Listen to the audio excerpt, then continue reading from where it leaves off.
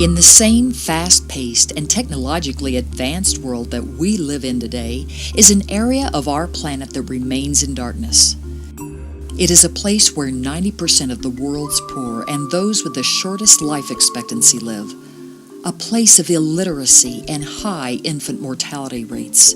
A place of child labor and exploitation. A place where women have no value and are sometimes stoned in front of crowds of onlookers. A place where young children are conscripted into armies. A place where men and women struggle to feed their families on the equivalent of less than $2 a day. A place of terrorism and spiritual darkness, and where the majority of people have little to no access to the gospel of Jesus Christ. Western Christians call this place the 1040 window. Not until the 1990s did Christians begin using the term 1040 window for that area of the Eastern Hemisphere located from 10 degrees to 40 degrees north of the equator. Stretching from North Africa to East Asia, the window is home to more than 4 billion people living in places like China, Bhutan, Turkey, Iran, Saudi Arabia, Pakistan, Uzbekistan, India, Sudan, Chad, and Morocco. Many of the social ills that the West resolved long ago still plague this region of the world. Illiteracy, poor health care, high infant and maternal mortality rates, and the devaluing of human life.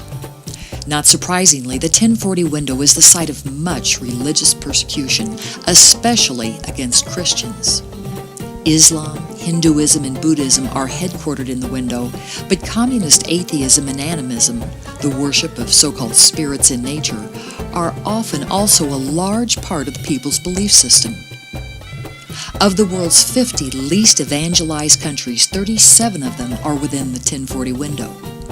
Moreover, 43 of the world's 50 worst countries for the persecution of Christians are located here.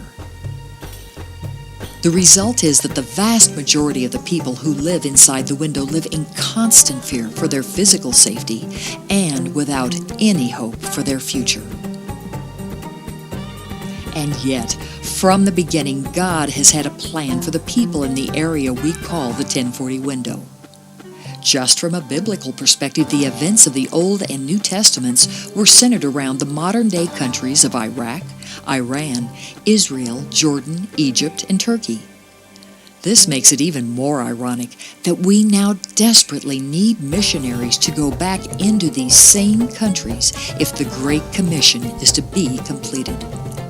Perhaps the most shocking statistic surrounding the 1040 window isn't the religious persecution or the desperation of the people living there, but rather the amount of money that churches worldwide spend on mission work in the 1040. Did you know that only about 1% of all the money given by Christians goes towards mission work? And of that 1%, only 1/20th of that goes towards missions inside the 1040 window.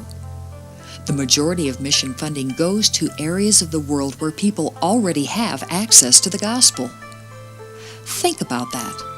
Out of every $100 given to the church, only 5 cents goes to missions in the 1040 window, where nearly 1.6 billion people have yet to even hear the name of Jesus for the first time. And yet the people of the 1040 window are hungry for the good news of the gospel. Throughout this region of the world, people are having dreams and visions of a man in a white robe, and they want to know, who is this Jesus who is coming to me in my dreams?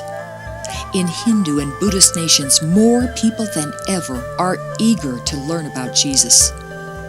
New converts risk being rejected by family and friends, losing their jobs, being imprisoned, beaten, and even dying for choosing to follow Jesus Christ. It is estimated that for the money spent to reach one person in the West with the gospel, we could reach at least 100 people in the 1040 window with that same amount of money. What can we do? We can pray, we can give, we can go to this waiting world. Pray for the gospel message to go forth to the people of the 1040 window and that their hearts will be open to the message. Pray for more missionaries to be raised up to go and serve there, and then ask God if you are to be one of the ones to go. Pray for more financial resources from churches in the West to be focused on mission work inside the 1040 window.